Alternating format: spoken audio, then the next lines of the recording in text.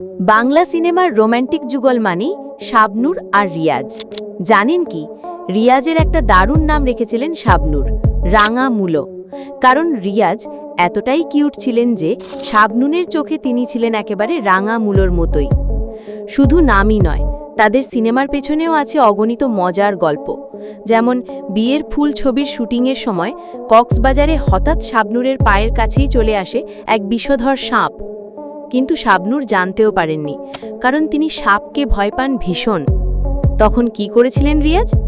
তিনি পা দিয়ে সাপটিকে চেপে ধরে পুরো শট শেষ করলেন, আর শাবনূর কিছুই টের পেলেন না। শট শেষ হতেই যখন সত্যি জানলেন, তখনই দিলেন দৌড়। এভাবেই সিনেমার বাইরে রিয়াজ শাবনূরের জুটির অগণিত স্মৃতি রয়ে গেছে। রিয়াজের জন্মদিনে সেই সব স্মৃতিই মনে করলেন শাবনূর, আর জানালেন, আজীবন তুমি আমার রাঙামূলো হয়েই থাকবে।